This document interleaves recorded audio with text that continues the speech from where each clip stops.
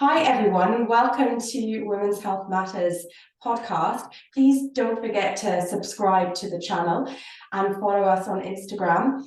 So I'm Lucy Townsley. I'm a women's health consultant. I help women who are going through menopause and fertility. I have a menopause and fertility program, online program, or you can work with me one-to-one if you ever need any help.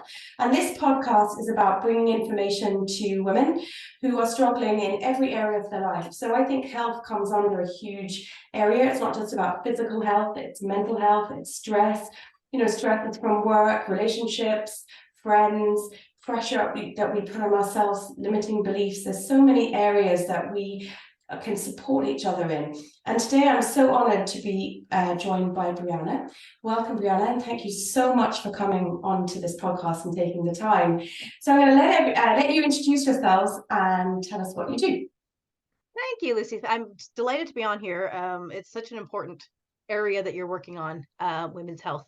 And I share the kind of values of that because I coach women on their relationship with food, and which really kind of means to help them stop binge and emotional eating so that they feel in control around food, so they can trust themselves around food, so that food becomes like a non-issue and they can get on with the rest of their life. The approach that I take, though, differs significantly from, I guess, our normal approaches to food and eating, which are trying to like control the behaviors and meal plans and weight loss programs and detoxes and all those things.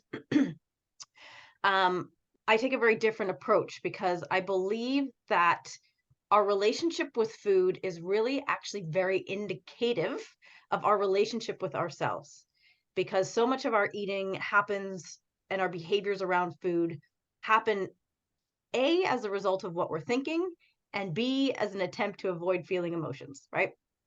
So in terms of how I help my women navigate through their relationship with food, it's really understanding what am I thinking in that moment and how am I feeling and what am I using food for? So really, I don't think we need any more information about what to eat, right?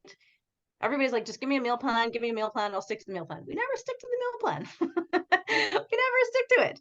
No. So we don't need any more information about what to eat. Most of the women I work with, all of the women I work with, have gone through the diet roller coaster, have been doing that for 30 years. They've done the high fat, the low fat, the keto, the intermittent fasting. They know all the quote unquote rules, right? They know what they should be doing. So why am I not doing it, right? That's where I come in. Why are we not doing it? And it has absolutely nothing to do with the fact that she lacks willpower or control, that she's not capable or any of those things. Nothing about any of that. It's because we're focusing on the wrong thing. We've been focusing on what we're eating and trying to control the what rather than understanding why we're eating in that moment. So that's what I do in a nutshell. And I came to this work because generally how we come to the work is through our own experience. I had a really quite disordered relationship with food for many years, in my 20s, through my teens and up into my 20s, where I like was on this very strict, crazy cycle of over restricting to overeating. Like there'd be times where I'd feel very proud of myself for eating once in a day, and then feeling out of control around food and eating until I like felt nauseous. And there were a few moments in that kind of experience for me that indicated that this was really not about food, right? Whenever we're stuck in it, it feels like if I could just get it, if I could just stick to the diet, if I could just get to the weight, then I would feel good. Then it would be all solved. Then I'd be happier, right? It doesn't work like that. So many of us have lost weight and it doesn't solve it. No. It doesn't solve it. And I had that experience of I'd gotten to as thin as I could get. I got there in a very unhealthy way. But it didn't solve anything. I still felt horrible. I still felt like crap. I just still had the issues with my relationships. I still had the self-esteem issues. I still had all of it. The weight loss didn't make me feel more confident. Right. And so I had a few little kind of moments in my experience that made me really understand that what I'm dealing with is not about food. Sticking to a diet is not going to solve this for me. I can go into a couple more, but I don't want to just ramble on here No, for. no, you're fine. No, it's really interesting because,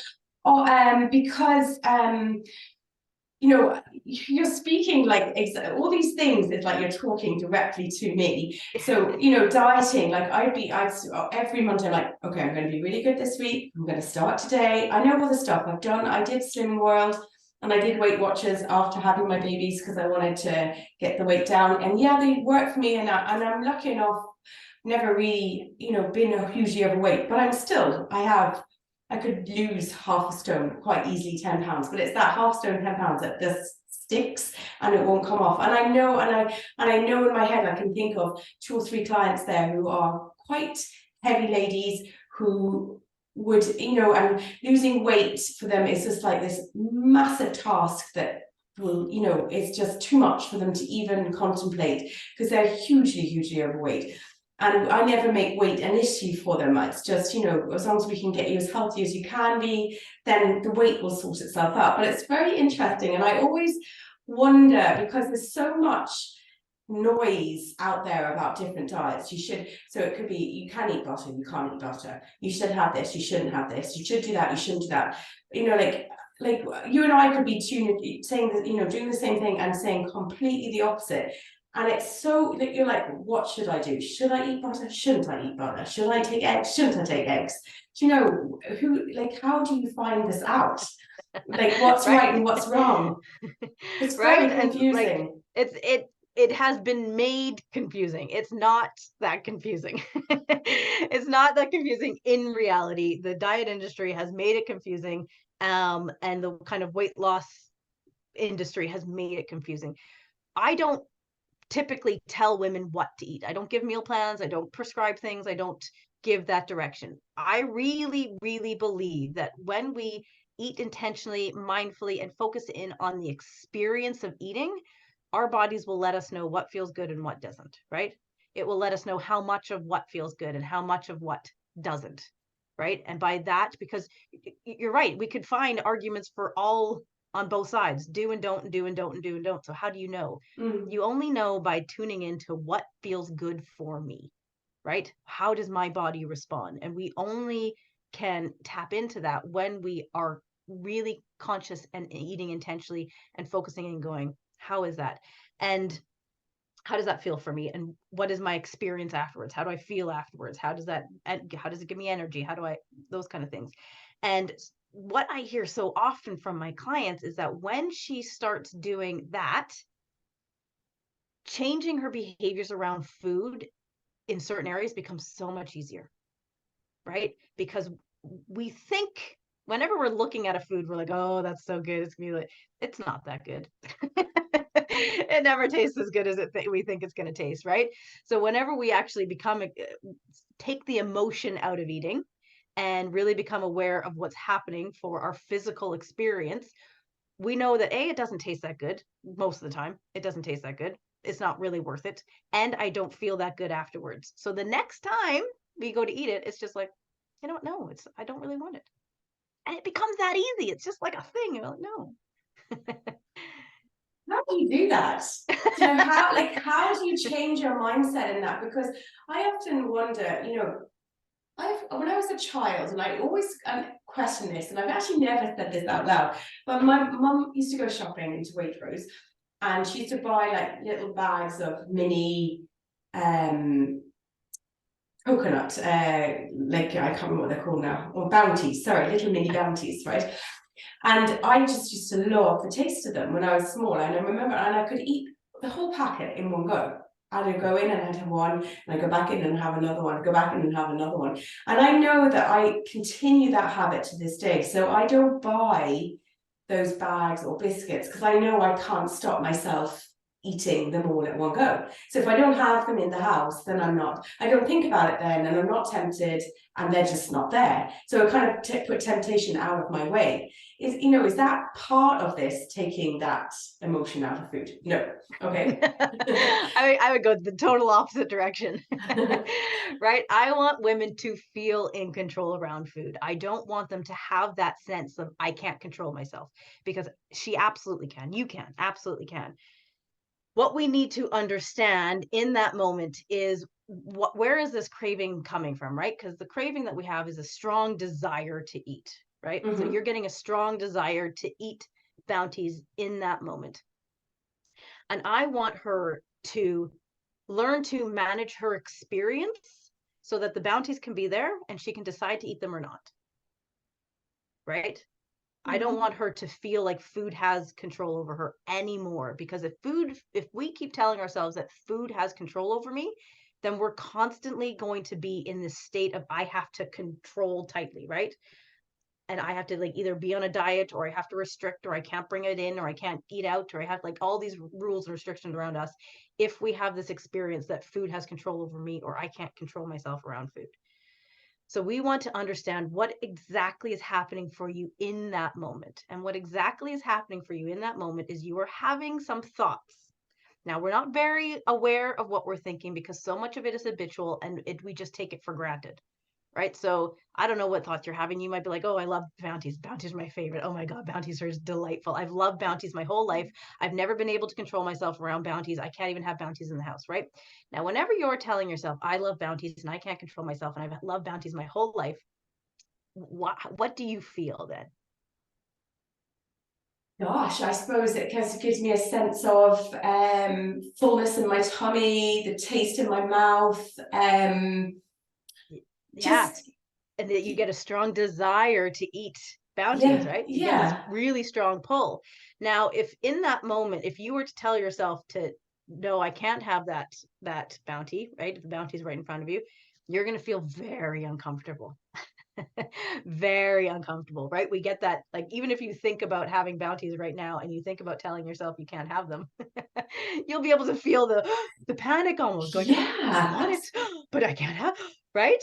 And it's I'd about nearly get in the car and drive for one. But in my brain, that's just not logical. I would be like, no, right. that's really stupid. So, but if the bounty was there, you'd be having like, oh, what do you mean I can't have it? I want it. I need, like, we have this visceral experience of not being allowed to have it.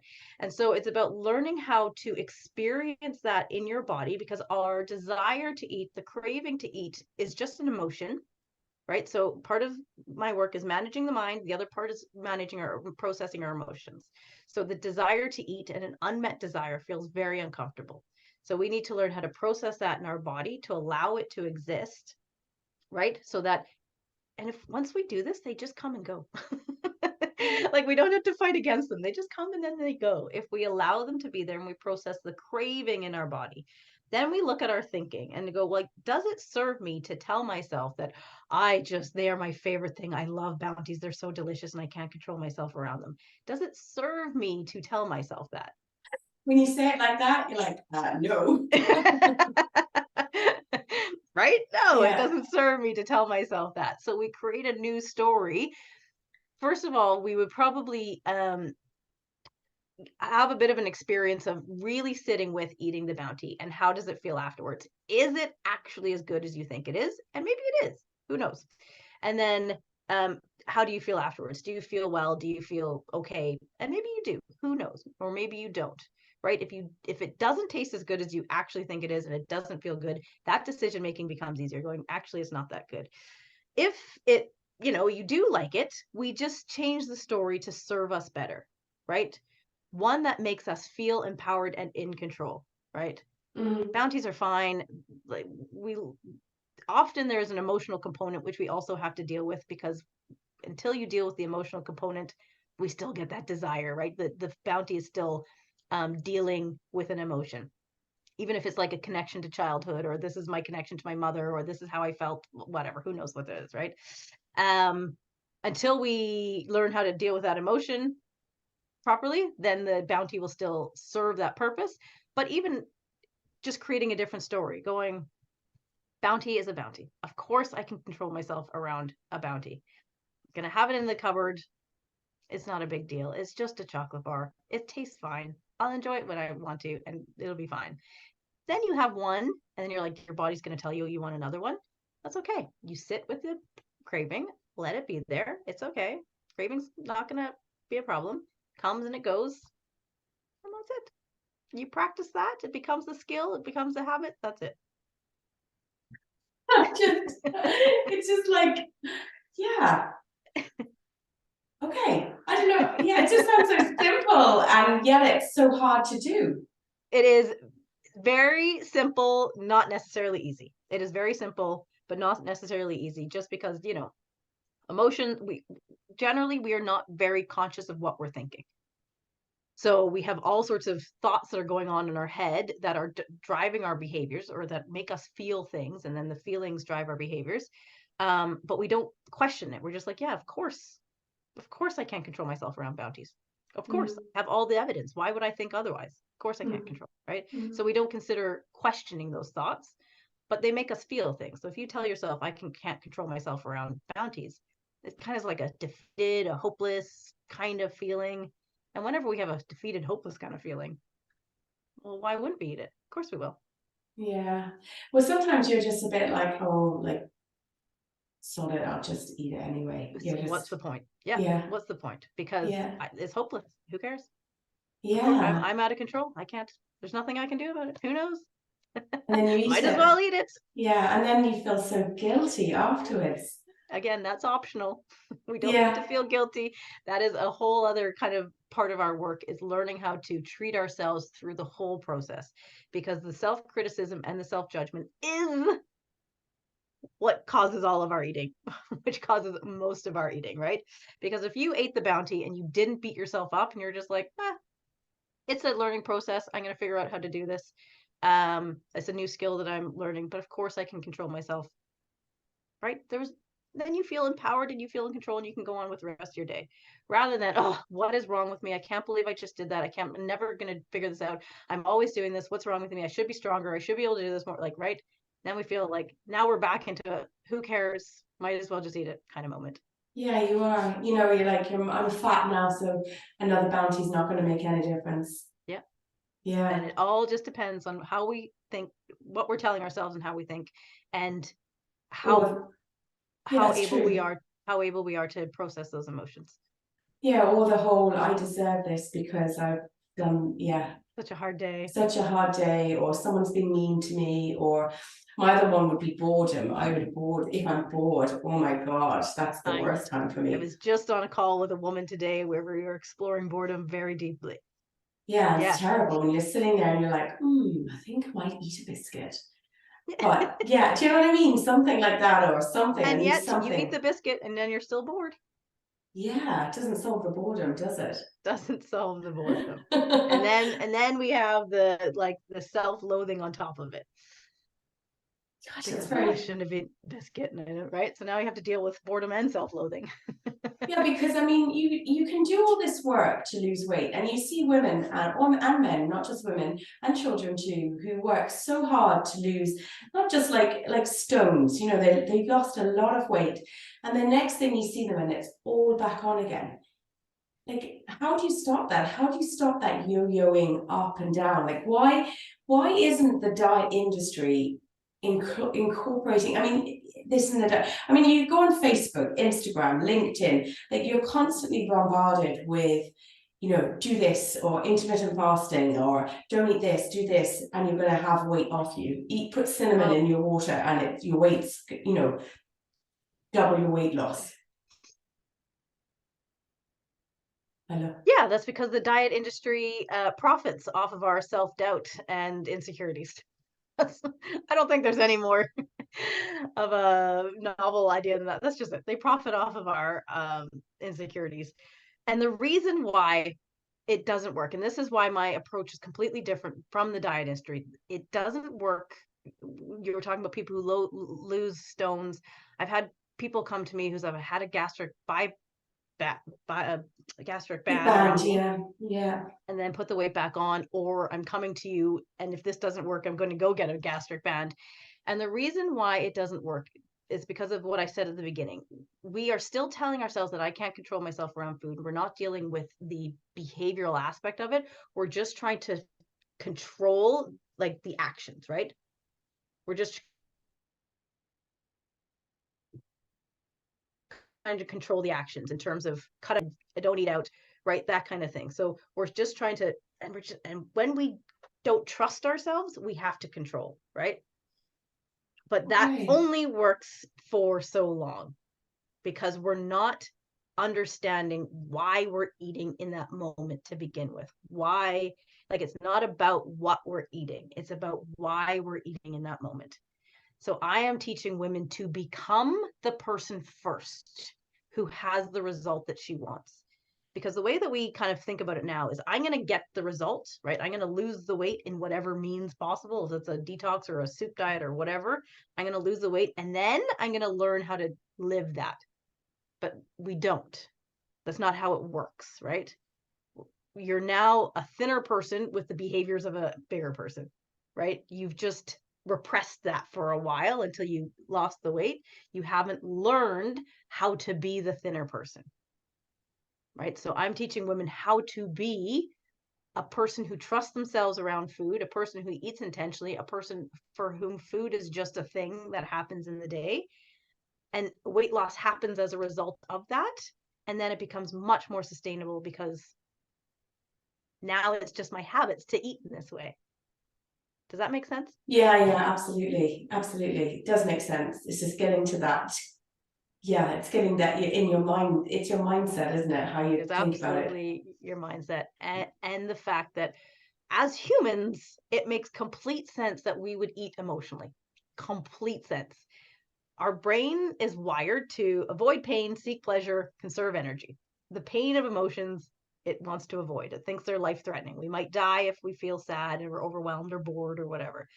Pleasure, food, food is pleasurable, and it's very instantly accessible. So our brains are wired to avoid the pain of emotions and to seek the pleasure in food. And so that's what it does. And so now pretty much I'd say most people emotionally eat at some stage. And it makes total sense. So we just need to learn to get into a little bit of neuroscience. The part of our brain that's doing that is the more primitive part of our brain, and it is the part of our brain that kept our survival, like made us survive, kept us alive, and it's responsible for our survival. So the way that it works is very insistent, it's very loud, and it's very strong. The cravings come from that part of it, driving us to eat the muffin or the scone because we might die if we don't, right? It feels like that. We might die if we don't eat the scone, because it's the Yeah. part of our brain that's wired for survival. And it's doing that because it thinks we might die if we feel sad. We might die if we feel bored. But now we have the prefrontal cortex, which is the thinking, conscious part of our brain. So we just need to use that part of our brain to govern this part of our brain, our more primitive part. And it's just something that we have to practice intentionally, and we just are never taught to do it. So it's just, I think we should be taught this in school rather than learning, I don't know, Wordsworth. I think it would be more useful to learn how to manage our mind and process emotions. How did you come on this journey? How did you become, excuse me, like, Yeah, just because I was suffering so so much. Like I said, I lost weight in a very unhealthy way, and I got to the point where I was like, okay, I'm as thin as I want to be, and I still feel horrible.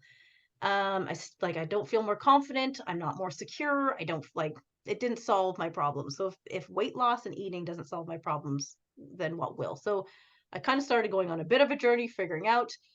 I was then kind of into like the really kind of healthy eating, the clean eating part phase. And there came a day where I ate a sandwich. You would normally go into, carbs were bad. Carbs made you fat. I didn't eat carbs. I would normally go into the sandwich place and ask for just the chicken. okay. And in and of itself, that's not a problem. But if you're doing it because you're scared of eating bread, that's not good. But that's because why I was doing it. Scared of eating bread. Terrified of getting fat. Scared of eating bread. I ate a sandwich and I berated myself all day. Like, how could I be so weak? How could I be so pathetic? I can't believe I just had a sandwich. Why did you have no willpower? You have no control. Blah blah blah.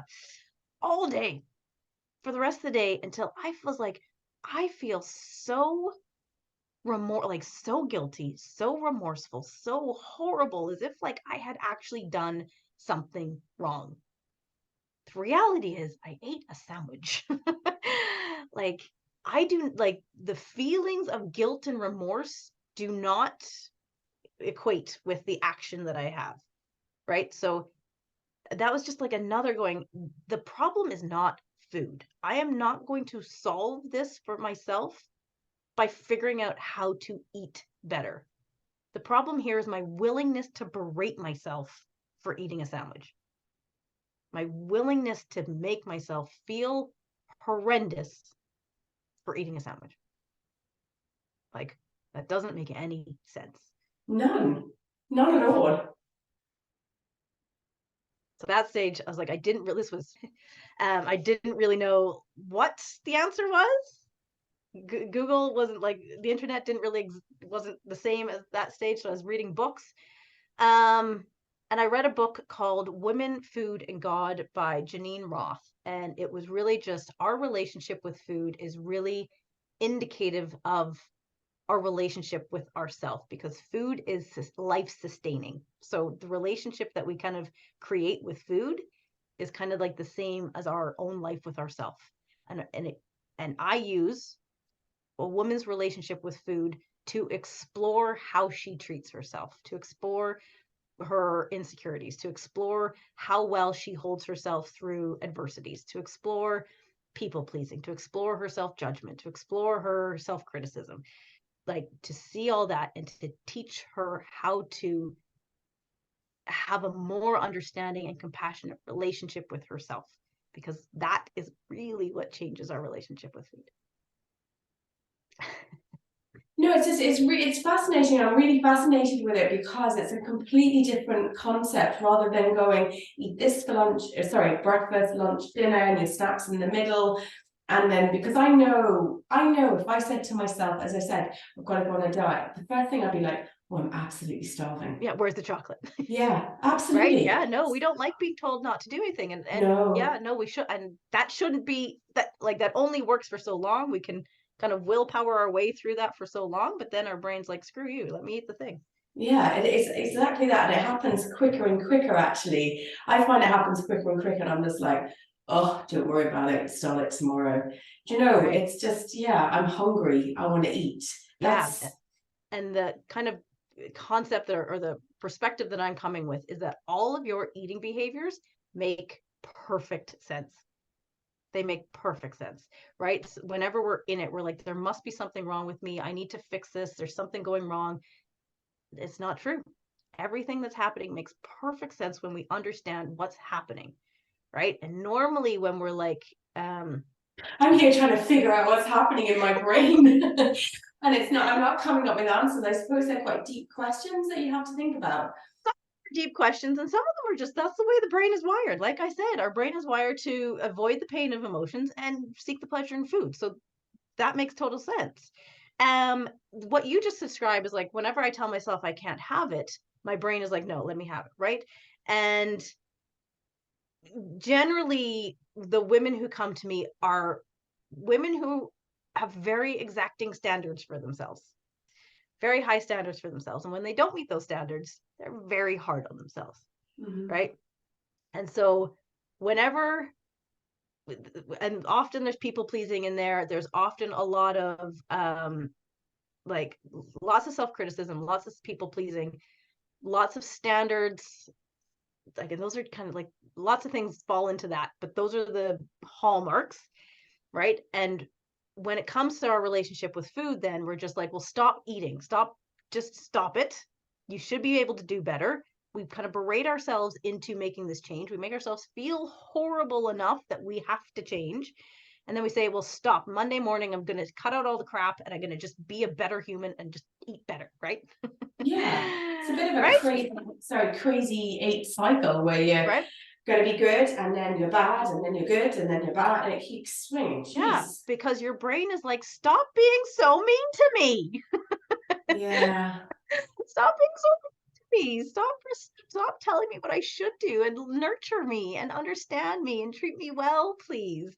And when you treat me well and understand and nurture, giving up the habits that don't serve us is so much easier, right? Because when we criticize and berate ourselves, we only make ourselves feel horrible, and the habit we have is to eat when we feel horrible. So it just doesn't work. It's really about self-care for ourselves.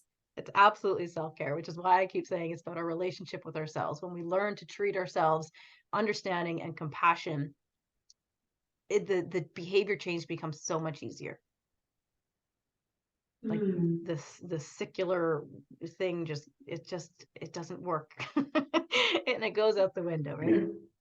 Okay, so I have another question for you. What about, like habits? So I know we're mad into horses and stuff. So at weekends we go to horse shows, and it's a bit like that's the time when you can eat a bit of rubbish, and you seem to be more hungry when you when you arrive at a horse show. It's just you eat the picnic before it's even lunchtime. Don't ask me why. We all do that. We'll all be starving.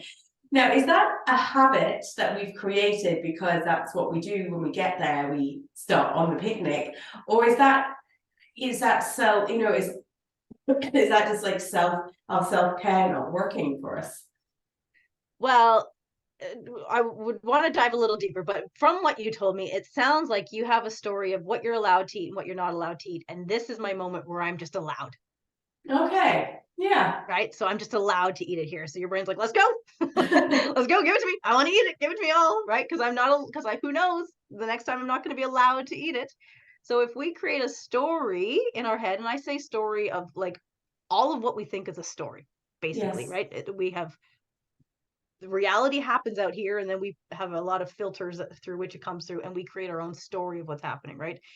If I had a story of like food is just food and I can have all food in a way that serves me and I get to eat intentionally and I'm making decisions based on what serves me well and I really like how I'm doing it, then there's no urgency to eat.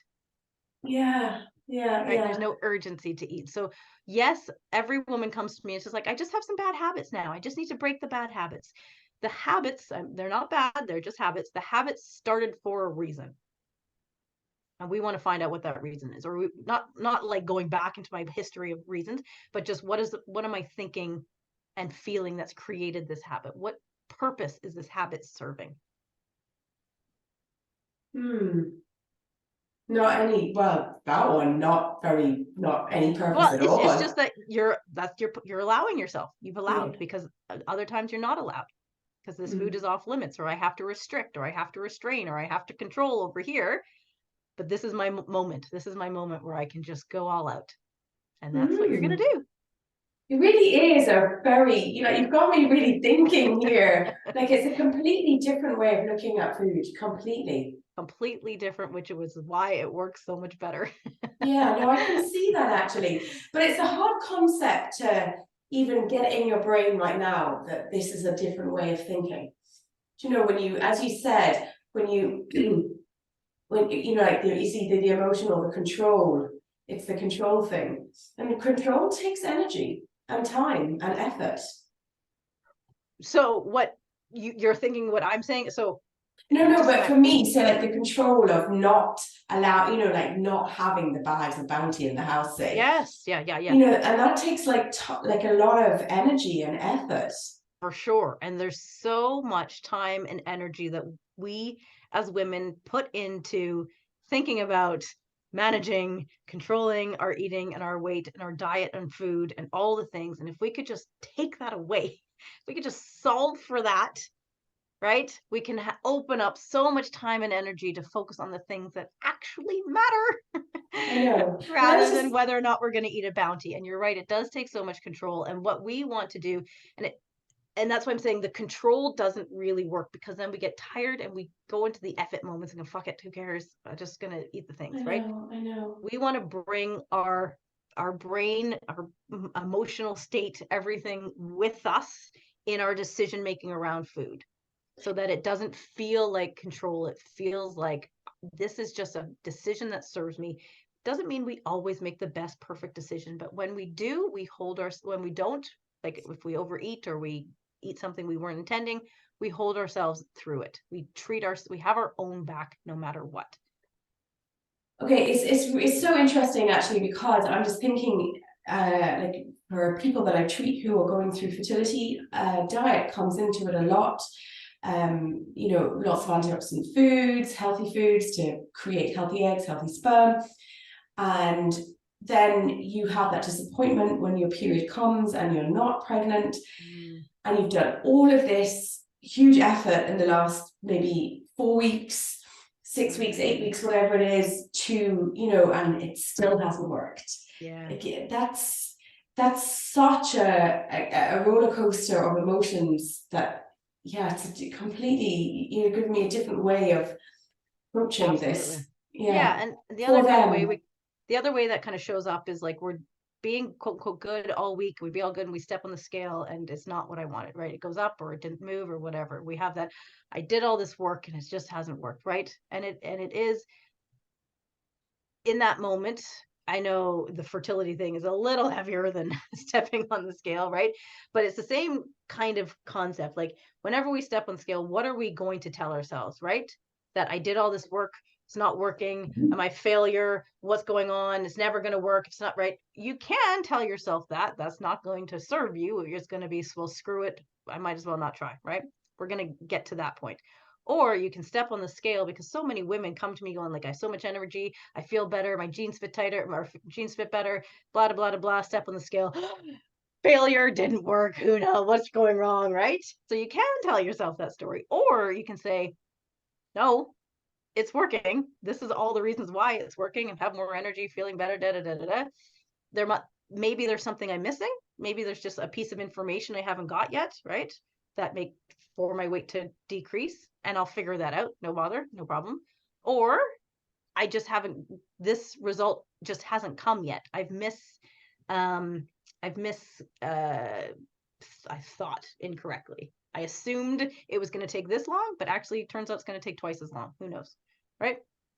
I just was misunderstanding either the amount of effort or the time it's going to take or what actions are required. That's it. So I had the expectation that the scale was going to go down, but it didn't. So, but that doesn't mean anything's gone wrong. I've just had a mis-expectation of what one of those three things. Yeah, because you've ticked the other boxes.